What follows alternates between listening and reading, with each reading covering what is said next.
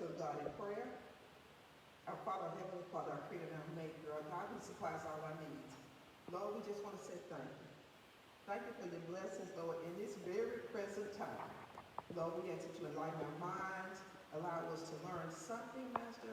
Open our hearts to receive your word, and that we'll ever be changed, Lord, to do the will that you have set forth for us, Lord. And for that, we'll ever give you the praise, the glory, and the honor.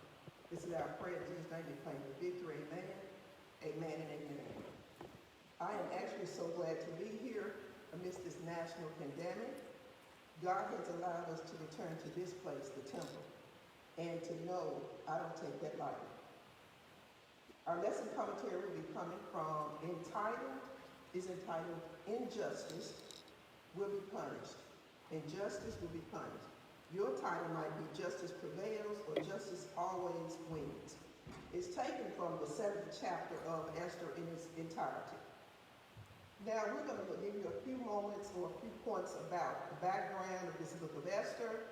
We know that the Jews had been taken into the Babylonian Empire, had been taken by the Babylonian Empire, and while they were yet in captivity with Babylon, we know that Cyrus, the ruler of the Persian Empire, captured and took Babylon into captivity in 539 BC. The story is written somewhere along 400 years or before the beginning of the 400 years of Cyrus, which is about 475 BC. But it's only about 400 years before the coming of our promised Messiah. And keep that point in mind. This is only one of the two books written by women.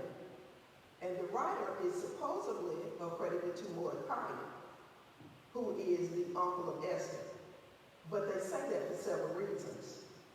Because the person that wrote this book knew the Jewish customs. The person that wrote this book of Esther knew the words and the customs of the Persian people. And he also was privy to the inside of the palace of Shushan, which is where Esther was.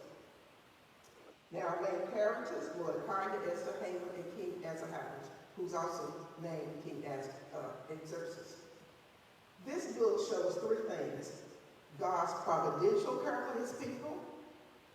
It shows that God's word would never return void, and that God blesses those, or that God keeps his promise where he blesses Israel. If you curse Israel, he will curse you. If you curse his people, he will curse you. But if you bless his people, he will bless you. That is a part of an Abrahamic covenant.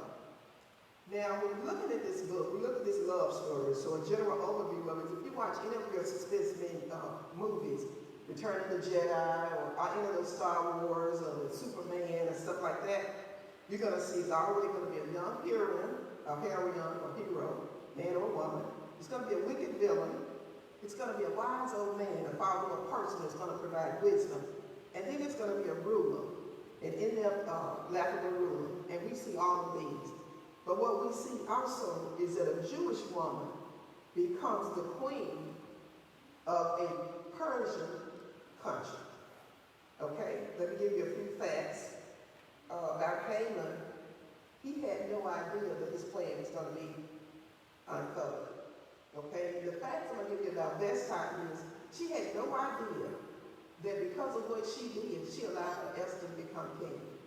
She allowed for Haman's plan of destruction, but she also allowed for the Abrahamic covenant to be exercised. I'm going to read you these scriptures from the 7th chapter of Esther, just in case you don't have the scripture with you.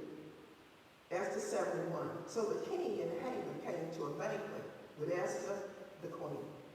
And the king said unto Esther, on the second day of the banquet of wine, what is thy petition, Queen Esther? And shall it be granted thee? What is thy request? And it shall be performed, even to half of the kingdom. Then Esther the queen answered and said, if I have found favor in thy sight, O king, and if it please the king, let my life be given at my petition, and my people at my request. For we are sold, I and my people, to be destroyed, to be slain, to be perished, to perish. But if we have been sold as bondmen or bondwomen, I held my tongue, although the enemy could not countervail the king's damage. Then King Ahasuerus answered and said unto Esther the queen, who is he, and where is he, that does presume in his heart to do so? And Esther said, the adversary, the enemy, is this wicked man Haman. Then Haman was afraid before the king and the queen. And the king, arising from the banquet of wine in his wrath, went into the palace garden. And Haman stood up to make request for his life to Esther, the queen. For he saw that there was evil determined against him by the king.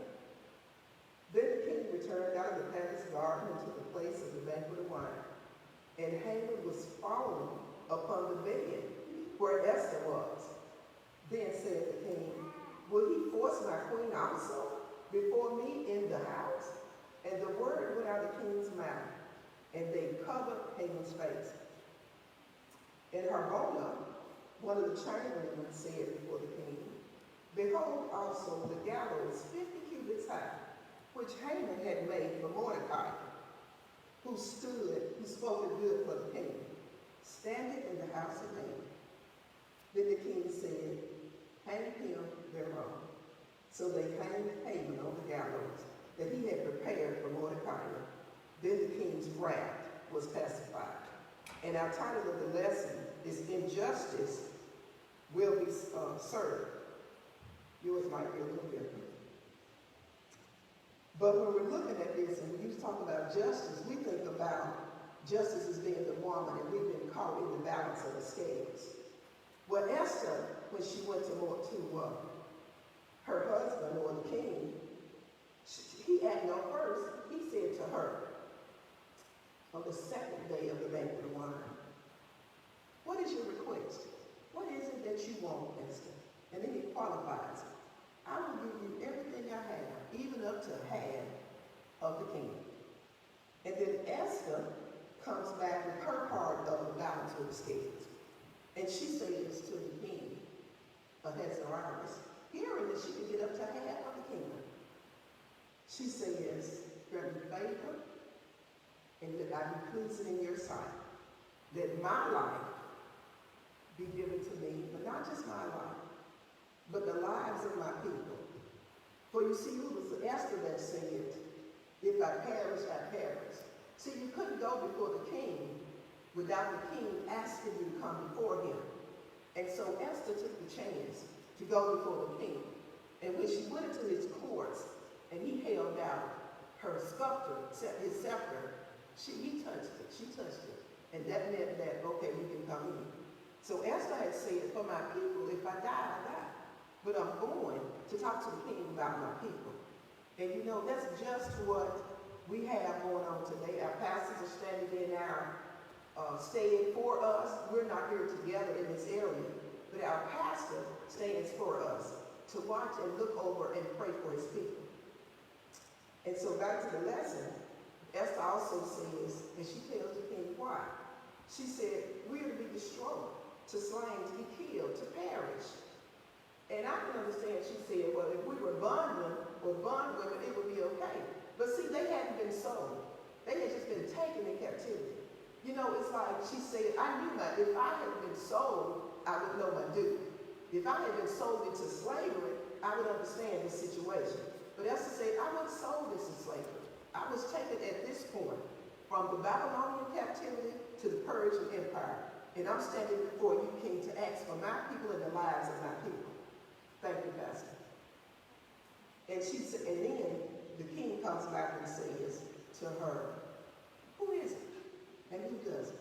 And who set forth to destroy the nation of Israel? And the king says to her, she responds with Haman. Haman is the one.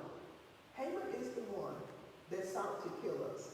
Haman is the one that sought to destroy the entire tribe of the children of Israel. But in closing, I wanted to add you this point. I used to always think it was about me until we started hearing this saying that said, oh, it's not about you, it's about Jesus Christ and Him crucified. So we hear that a lot. And I just want you to know it's not about you. This situation that's going on, it's not about you at all. I admit we might reap some blessings, but it's not about you. It wasn't about Haman. It wasn't about Mordecai. It wasn't even about King Ahasuerus. It wasn't about any of that. It was only about the fact that we could see the manifestation of the glory of God.